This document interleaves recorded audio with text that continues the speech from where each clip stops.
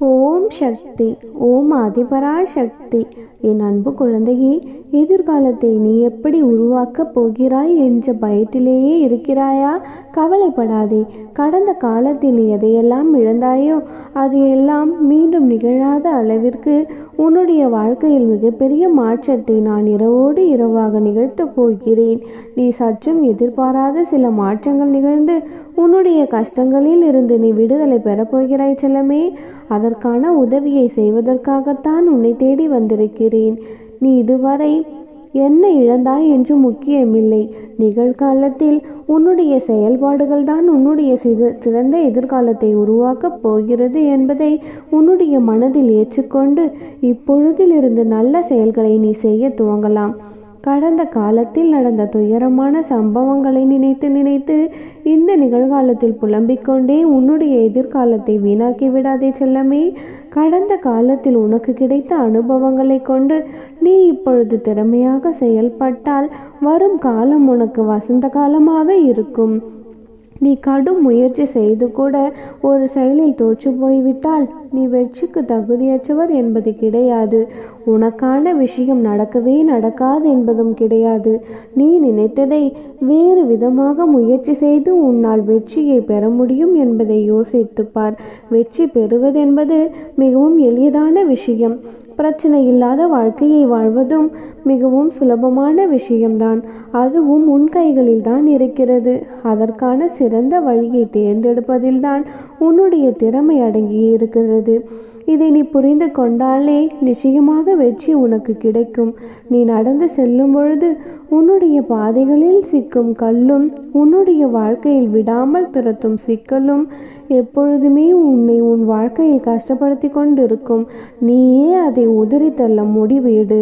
உன்னுடைய காலில் குத்திய கல்லாக இருந்தாலும் சரி, அல்லது உன் வாழ்க்கையில் உன்னை துரத்துகின்ற பிரச்சனைகளோ சிக்கல்களோ எதுவாக இருந்தாலும் சரி, உடனேயே அதை உதறி தள்ளிவிடு. உனக்கென ஒரு புது பாதையை உருவாக்கிவிட்டால் நீ நினைத்த விஷயங்கள் எல்லாம் நல்லபடியாக நடந்தே தீரும். உன் அம்மா நானும் அதுக்கு உறுதுணையாக இருப்பேன். நாளை விஷயம் என்ன ஆகுமோ ஏதாகுமோ என்று இப்பொழுது நீ பயந்து கொள்ள வேண்டாம். எது நடந்தாலும் பார்த்து கொள்ளலாம் என்று வெற்றி நடை போடு. இப்பொழுது நீ நிம்மதியாக என்ன மனதில் நினைத்துக்கொள். ஏனென்றால் கீழே விதைத்த விதைகளே முளைத்து பெரிய மரமாக வளரும் பொழுது சில விதைகள் அதிலிருந்து வளையத்தான் செய்யும். அதுபோலதான் நீ செய்யும் செயல்களும். ஒரு சில விஷயங்கள் தோல்வி பெறும், ஒரு சில விஷயங்கள் நடக்காமல் தடைகளும் தடங்கல்களும் வரும். ஆனால் இதற்கெல்லாம் நீ மனம் தளரக்கூடாது செல்லமே. போராடு கிடைக்கும் தோல்வி கூட வெற்றிக்குத்தான் சமம் என்பதை உணர்ந்து கொள். சிங்கமாகவே இருந்தாலுமே கூட தூரத்தில் இருந்து பார்க்கும் பொழுது ஒரு சிலர் கண்களுக்கு பூனையாக தெரியலாம். உன்னுடைய பலத்தை நீ அறுத்தவருடன் எதிர்பார்க்காதே. உனக்கு தெரியும் அல்லவா நீ யார் என்று. உனக்கான விஷயங்களை திறமையாக செய்தால் நீ எதிர்பார்த்த வெற்றிக்கும் அதிகமாகவே நான் உனக்கு தருவேன். ஏனென்றால் இந்த பிரபஞ்சத்தில் பிரச்சனைகளே இல்லாத மனிதர்கள் யாருமே கிடையாது. பிரச்சனைகள் இல்லாமல் எந்த உயிரினமும் வாழ முடியாது. இந்த உலகத்தில் இருக்கும் எல்லா உறவுகளும் யாரும் யாருக்கும் நிரந்தரமாக கூடவே இருக்க முடியாத செல்லமே. உனக்கு முன்பாகவே ஒரு கூட்டம் உன்னால் செய்ய முடியாது, இதையெல்லாம் ஜெயிக்க முடியாது என்று உன்னுடைய முன்னேற்றத்தை தடுக்க முயற்சி செய்தாலும் நீ அவர்களை கடந்து போய்த்தானே ஆக வேண்டும். நீ எதிர்பார்க்கும் வெற்றி நிச்சயமாக உன்னை பின்தொடர்ந்து வரும்படி உன் அம்மா அற்புதத்தை நிகழ்த்துவேன். இருளில் செல்லும் பொழுது உன்னுடைய நிழல் கூட உன்னோடு துணைக்கு வராது தானே? அதுபோலதான் சோதனைகளும் வேதனைகளும் உன்னை பின்தொடர்ந்து வரும்பொழுது நீ முயற்சி என்னும் ஆயுதத்தை கையில் எடுக்க வேண்டும். யாரையும் எதிர்பார்க்காதே செல்லமே. முயற்சியை மட்டும் நீ முடிவாக செய்தால் சோதனைகளும் வேதனைகளும் வெகு சுலபமாக உன்னை விட்டு விலகும். முயற்சி செய்து பார். உன்னுடைய முன்னேற்றத்திற்கான வெற்றியை உன் அன்னை நிச்சயமாக கொடுப்பேன். வாழ்க்கை என்பது நாணயம் போலத்தானே. அதில் ஒரு பக்கம் இன்பம் இருக்கும், ஒரு பக்கம் துன்பம் இருக்கும். ஆனால் ஒரு நேரத்தில் ஏதாவது ஒன்றை மட்டும்தான் உன்னால் பார்க்க முடியும்.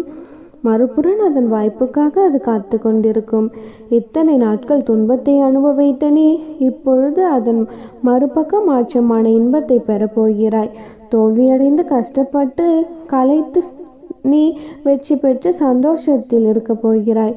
தோல்வி என்பது எப்பொழுதும் சிந்தித்து வாழ வைப்பது. வெற்றி என்பது உனக்கு நிலையாக கிடைக்க உன் அன்னை நான் வழி செய்வேன். என் அன்பான குழந்தை, நீ எவ்வளவோ கஷ்டங்களை கடந்தும் வந்து விட்டாய். இப்பொழுது உனக்கான நல்லது நடக்கப் போகிறது. நாளையே நீ ஆச்சரியப்படும் விதமாக உன்னுடைய வாழ்வில் நீ மனமகிழும்படியாக ஒரு சந்தோஷமான நல்ல விஷயத்தை நடத்தி கொடுக்க போகிறேன் செல்லமே. அம்மா, நீங்கள் தினமும் இப்படித்தான் சொல்கிறீர்கள், என் வாழ்க்கையில் எதுவும் மாறவில்லை என்று நீ நம்பிக்கை இழந்து நிற்கிறாய் என்றால் ஒரு நிமிடம் நீ வந்த பாதையை பின்னோக்கி பார். இத்தனை நாட்களாக, இத்தனை காலமாக நீ எவ்வளவு தூரத்தை கடந்து வந்திருக்கிறாய், எவ்வளவு கஷ்டங்களை தாண்டி வந்திருக்கிறாய் என்று பார்த்தாலே உன்னுடைய வாழ்க்கையில் நடந்தது என்னவென்று உனக்கே புரிந்துவிடும் செல்லமே. இன்னும் கொஞ்ச தூரம்தான். இன்னும் ஒரு சில மணி நேரங்கள் நீ முன்னோக்கி நம்பிக்கையோடு உன் வாழ்க்கையை எடுத்துக்கொண்டு போனால் போதும். உன் வாழ்க்கையில் நீ இன்ப அதிர்ச்சி அடையக்கூடிய, ஆச்சரியப்படக்கூடிய மகிழ்ச்சியான நல்ல விஷயம் நடப்பதை உன்னுடைய கண்களாலும் மனதாலும் சந்தோஷமாக உணரப்போகிறாய். இந்த வாழ்க்கையில் நீ பெரிய பெரிய காரியங்களை செய்து சாதனை படைக்க வேண்டும் என்று கூட நினைக்க வேண்டாம்.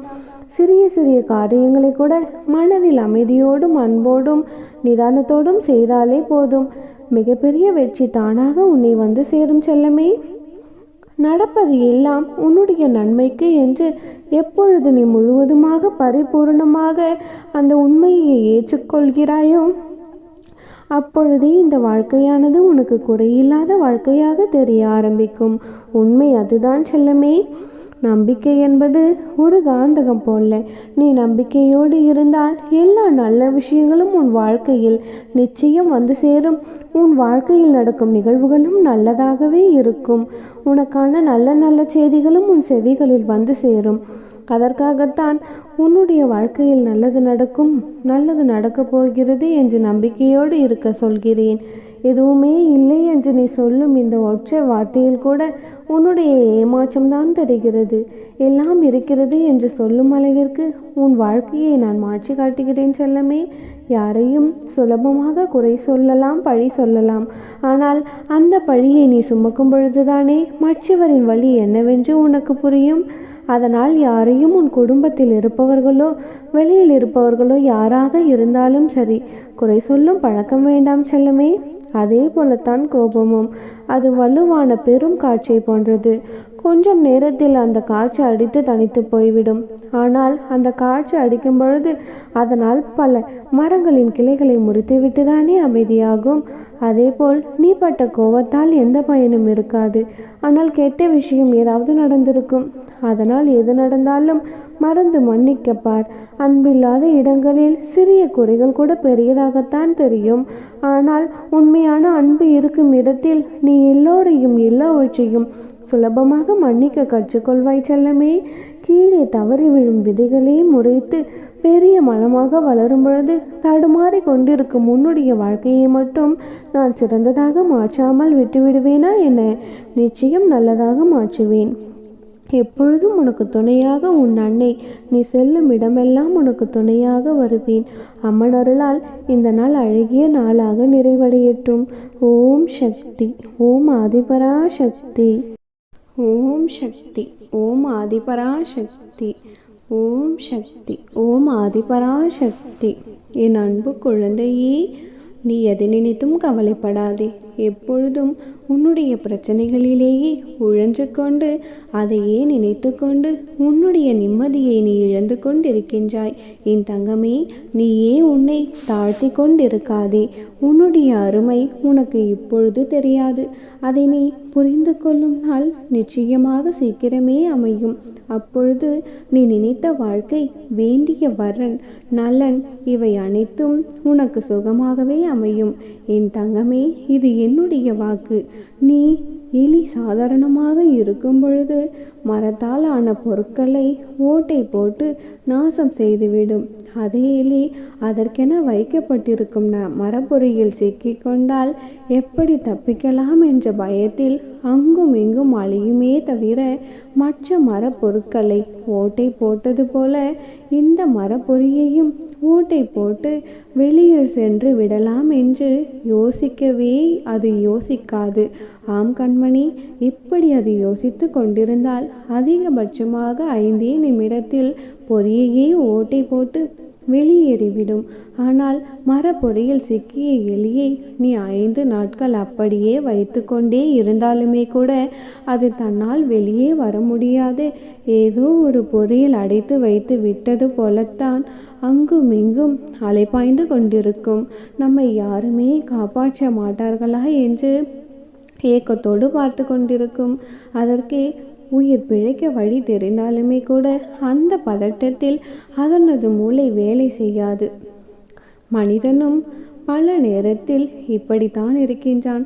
பல பிரச்சனைகளிலிருந்து வெளியே வர தெரிந்தும் பொறுமை இல்லாத காரணத்தால் தனது வாழ்க்கையை துறந்து விடுகிறான். பிரச்சனைகள் வரும் சமயத்தில் சற்று பொறுமையாக அமர்ந்து யோசித்து கொண்டிருந்தால் அந்த பிரச்சனைகளுக்கான தீர்வு நிச்சயமாக கிடைத்துவிடும்.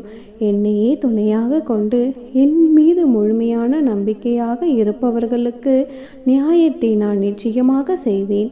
அவர்கள் இழந்து போன அனைத்தையுமே பெறுவதற்கு உறுதியாக நானே துணையிருப்பேன். பொறாமை, கோபம், பேராசை இவை இல்லாத வாழ்க்கை பாதையில் நிச்சயமாக பயணித்துப்பார்.